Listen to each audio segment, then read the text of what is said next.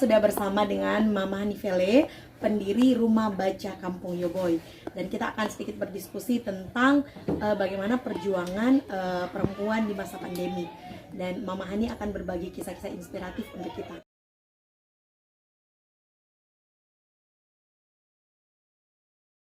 Iya, Ma.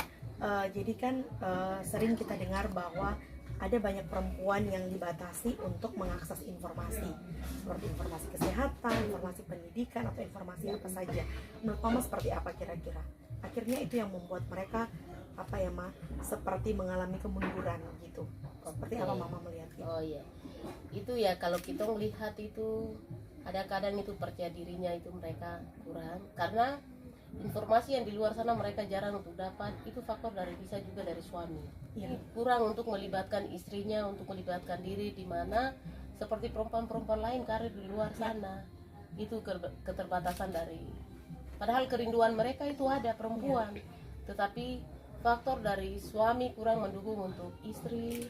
Terus ada kendala-kendala lain seperti ya keluarga, mungkin ekonomi, mungkin karena melahirkan anak banyak, itu jadi faktor untuk kendala. Saya mau pergi begini tetapi anak, siapa yang ngurus anak, kecuali ya suami mendukung, itu tidak masalah. Jadi kuncinya hanya di situ, harus keluarga mendukung untuk perempuan, karena suami itu adalah penolong bagi istri. Jadi dalam situasi apapun, saya harap itu suami dia harus memberikan dukungan. Karena ketika kalau perempuan disuruh tampil begitu, otomatis bukan perempuan itu pun nama yang disebut, nama suaminya yang akan disebut. Seperti saya, kalau saya bergerak di dalam kampung ini, bukan nama saya yang disebut, malah nama suami yang angkat. Ya, benar sekali. Karena dukungan dari suami. Iya, harap itu suami harus sangat mendukung, dan juga keluarga. Terus ada faktor-faktor lain karena ada rasa iri hati, ada yang mungkin karena sukses, ya ada rasa saling cara pandang yang berbeda dengan masyarakat. Apalagi ya sekarang kita lihat para perempuan-perempuan lain duduk tidak senang, ya duduk ya bla bla bla bla. Akhirnya itu membuat seorang perempuan itu dia tidak bisa maju. Ya. Jadi saya berharap di sini tuh intinya perempuan harus jaga hati saja. Ya. Dan mendapat dukungan dari sekitarnya, ya. Jaga hati, terus harus banyak sabar, terus dia harus pandai untuk banyak mendengar. Iya, Ma.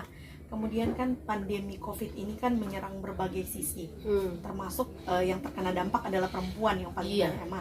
Apalagi perempuan yang seperti pedagang, petani seperti itu. Nah itu kan kita lihat bahwa mereka mengalami tekanan yang luar biasa. Seperti apa Mama melihat ini kira-kira? Tetapi kemudian kita melihat juga ada banyak perempuan yang kemudian akhirnya mengasah potensi diri karena pandemi. Mereka yang bisa jualan online, bisa kemudian mungkin seperti di sini ada taman gizi. Ya itu seperti apa kira-kira Mama? Ya itu ya kita beralih kepada diri itu sendiri. Si perempuan itu harus kenalnya diri sendiri. Karena apa yang kita nikmati di dunia ini Tuhan berikan tuh sesuai dengan apa yang ada pada kita. Karena kita semua punya talenta. Jadi saya pikir di masa COVID ini kita harus pintar-pintar untuk bagaimana kita kelola di lingkungan kita, di keluarga kita. Apapun itu bisa lakukan. Bisa kita mendatangkan uang seperti itu. Karena Tuhan sudah kasih kita hikmat. Ketika kita pakai seperti saya contoh, saya bikin kebun taman gizi. Di situ mulai idenya muncul.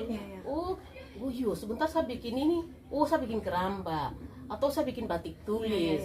Saya bikin rumah baca, tetapi saya harus pintar untuk bagaimana saya mengakses barang lain untuk bisa mendatangkan uang. Berarti meskipun Mama sudah di tahap ini, Mama tetap terus menerus untuk melihat peluang-peluang akses untuk mengasah kemampuan diri juga potensi diri. Seperti itu. Jadi saya berharap untuk perempuan kita jangan kalah tinggal dengan kita lihatin di dunia luar sana. Jadi saya selalu buka internet. Di kampung, saya buka tapi saya harus buktikan. Itu harus kita punya komitmen dan kita punya diri sendiri. Benar sekali. Dan jangan pernah kita ngerasa itu diri kita itu untuk bilang saya tidak kuat. Jangan bicara itu. Itu otomatis drop. Otomatis kita energi dalam jiwa kita itu dia langsung drop. Akhirnya kita mau melakukan segala sesuatu tidak bisa. Jadi kita harus pintar-pintar bagaimana saya mengatur keluarga saya, rumah tangga saya, anak-anak saya. Oh itu dia akan jalan mulus. Suami akan selalu mendukung apapun kita jalan itu selalu baik. Jadi di masa Covid ini ya harus kita perempuan itu pintar. Kenapa tidak bisa jual bunga saja? Ya. Bunga kan ada pop mie yang bekas-bekas itu ada bunga baru kita bisa isi, kita bisa jual. Saya juga bisa jual bunga. Walaupun saya bikin kebun, saya bikin rumah baca, saya bikin batik, ukiran, tetap saya cari peluang lain lagi. Oke. Peluang lain lagi seperti itu. Berarti itu dari keinginan ya, Kita keinginan kita. jadi satu ide muncul, Tuhan dia akan tambahkan lagi. Kalau kita punya ilmu, jangan kita simpan untuk kita punya diri sendiri. Jujur, ini kunci. Harus kita bagi untuk orang lain. Tuhan dia akan datangkan hikmat lebih banyak lagi. Seperti itu. Baik. Ada tidak program-program khusus yang biasa Mama ikuti untuk pemberdayaan perempuan? Biasa. Jadi saya Di biasa kampung ini ikut. adakah? Kalau di kampung ini ya saya salah satu perempuan yang pernah sebagai ketua PKK. Oke, luar biasa. Saya sebagai kader posyandu. Saya sebagai anggota di BKKBN Kabupaten. Sekarang saya lagi sebagai pendampingnya remaja. Jadi itu peluang-peluang yang bisa saya, bagaimana kemampuan yang saya miliki, kemampuan itu saya harus buktikan. Walaupun usia saya sudah semakin ini, tapi saya tidak mau, dan saya usia sudah mau 50 kan, tapi saya mau melakukan sesuatu yang bisa untuk memberdayakan perempuan, anak-anak, perempuan, terlebih juga bapak-bapak. Jadi di rumah baca ini sudah ada program-program itu. Jadi kami ajar bagaimana anak dengan digital, literasi digital, bagaimana dia mengenal dia punya lingkungan, itu sudah kita terapkan di rumah. Seperti ada di sana kita lihat ada salah satu anak, kita juga bikin pelatihan itu 1 minggu 2 kali. Iya, Ma. Jadi dengan tadi yang Mama sudah sampaikan ada begitu banyak penghargaan yang sudah diterima. Apakah Mama pernah berpikir akan ada di tahap ini saat itu dengan Mama yang hanya sebagai ibu rumah tangga yang kemudian mengikuti pelatihan, kemudian punya ide untuk mendirikan rumah baca ini? Seperti apa kira-kira perasaan Mama setelah dengan berbagai penghargaan yang Mama terima? Ya, itu kalau kita memikirkan awalnya itu tuh tidak sangka sampai saat itu, kalau sampai di titik ini saya mendapat penghargaan seperti itu, satu kebanggaan. Tapi saya tidak menyombongkan diri saya, hanya saya berterima kasih kepada Tuhan. Walaupun itu kita tidak sangka, kita tidak kira kalau ya saya mau dapat seperti ini, kan itu kan tidak. Walaupun Bapak Kapolda kasih dengan penghargaan seperti itu dan isi uang di amplop 5 juta. Nah, itu bagi saya ini, wah ini barang jatuh dari langit ini. Saya rasa macam Kaget. Iya, saya bilang, duh ini macam saya rasa ini bisa ya? Iya. Saya dapat seperti ini. Iya, benar sekali. Bisa ya? Sampai Bapak Bupati juga bilang, ibu terus berkarya untuk generasi kita, ibu terus. Jadi saya rasa juga ini Bapak Bupati juga kasih tanggung jawab besar untuk saya, untuk bagaimana saya ada di tahap ini untuk bisa semua punya rumah baca. Apalagi Bapak Bupati bilang kampung layak anak. Nah, rumah baca ini 2021 saya punya target harus semua punya rumah baca dan kita memberantas buta huruf. Itu komitmen saya di tahun 2021. Luar biasa. Nama ketika pandemi ini kan anak-anak diminta untuk belajar di rumah. Nah, kira-kira peran rumah baca seperti apa? Kan ada orang tua yang tidak mampu. Iya, Nah, benar seperti apa sekali. kira-kira? Apalagi mama-mama yang mungkin nelayan, bertani, berdagang, seperti apa, Ma? Jadi tanggung jawab orang tua jangan selalu kasih ke sekolah, ke rumah baca, tetapi harus tanya di sekolah tadi dapat pelajaran apa, terus tadi ke rumah baca bunda dorang ngajar apa, terus di sekolah minggu tadi pergi kakak pengasuh dong ngajar apa. Itu orang tua dia harus koreksi dia punya anak. Baik, Mama. Dan itu menurut Mama mengajar anak itu menjadi tanggung jawab siapa, Bapak atau Mama? Atau semua? Semua yang di dalam rumah. Benar Itu kakak juga, kalau kakak sudah tahu ya ilmu itu harus ajar kepada adik. Benar. Karena orang tua tidak selamanya dia hidup. Tuhan akan panggil kita suatu saat kakak itu jadi pengganti untuk orang tua. Benar sekali. Karena kan ada beberapa statement bahwa yang paling stres itu adalah mama-mama, karena seolah-olah itu tanggung jawab pengajar anak tuh mah hanya mama, kemudian mama tidak punya pengetahuan yang cukup, atau mamanya juga berdagang dari subuh sampai malam.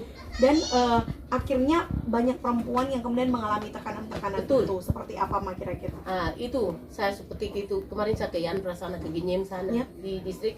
Ada perempuan-perempuan yang bicara seperti itu. Mereka bilang begini, aduh ibu, kita senang sekali, saya pakai logat ini, kita senang sekali, harus rumah baca datang supaya rumah baca dia ada di sini tuh, biar rumah baca dorang yang ngajar betul anak-anak. Ya, benar sekali. Nah, Dan dia sudah bicara, sudah selesai sebelum mama sudah selesai bicara, sudah. Mama tadi bicara salah. Tanggung jawab mama seperti apa di rumah. Jadi dia bilang, dia jujur langsung mengaku diri, saya tidak sanggup, saya tidak bisa.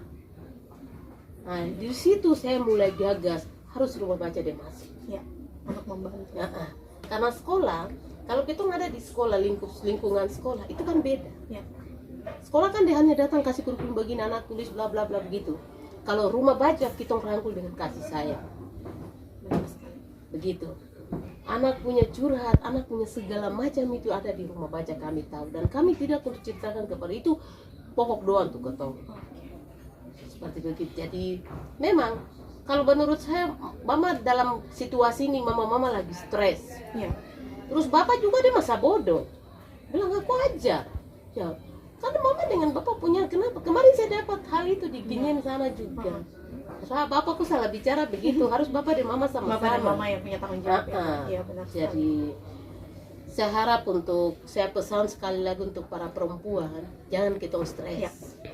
Itu kita melemahkan kita diri ini sendiri. Kita harus minta hikmat dari Tuhan. Aduh Tuhan, saya minta pertolongan atau hikmat dari Tuhan, supaya apa yang saya rasa beban, apapun yang saya rasa kurang, itu Tuhan akan kasih. Kadang saya kemarin juga ada cerita dengar itu juga, mereka bilang, yang sekolah itu sarjana dorang saja ngajar sudah, atau rumah baca dorang. Tidak, saya langsung jujur bilang, ibu saya profesi bukan guru. Ya, di situ mereka kaget. Kita pikir ibu guru, sebenarnya saya bukan guru, tetapi kepedulian saya datang dengan hati.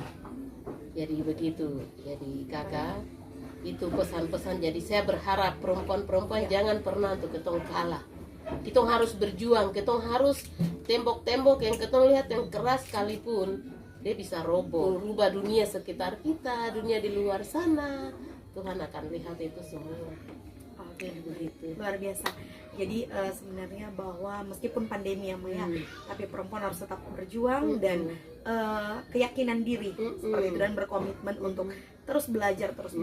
Kemudian juga dukungan dari sekitar, baik itu keluarga, suami, anak-anak, itu sangat penting. Jadi semoga perempuan-perempuan di luar sana bisa mendapatkan dukungan untuk terus berkreasi dan mengasah kemampuan diri atau potensi diri untuk terus bersemangat agar bisa mungkin bisa lebih baik juga ya Maya ke depannya. Seperti itu. Oke, itu saja dan terima kasih. Penghargaan yang saya dapat. Ini ada piala, ini dari Bapak Kapolda, ini ada piagam dari Bapak Kapolda juga, ini ada infokus dari Bapak Bupati, ini ada laptop dari Bapak Dinas Pendidikan Provinsi Papua, Bapak Sohilait, terus ini dari Bank Papua, ini lemari buku dari Kominfo, itu dari, ya itu semua karena hasil perjuangan kita kerja. Itu satu kebanggaan bukan buat diri saya, tapi untuk tanah Papua. Itu hal yang terbaik yang saya berikan untuk tanah Papua. Ya. Jadi ini harus kita jeli ya melihat, bagi khusus untuk perempuan, apalagi kita sebagai ibu rumah tangga, kita berkebun, kita ke dusun, kita cari ikan. Jangan kita hanya itu saja yang kita kerja. Tapi mari kita lihat ide atau gagasan itu kita kembangkan. Kita kembangkan, ya pasti Tuhan dibuka jalan untuk kita semua. Saya juga bukan sarjana, tetapi itu semua karena Tuhan berikan saya hikmat, talenta, sampai semua orang itu bisa kenal saya. Bahkan Bapak Gubernur Provinsi Papua punya istri, dia tidak pernah datang di rumah baca ini, tetapi dia menyuarakan untuk di seluruh tanah Papua harus punya rumah baca seperti di Kampung Yobo.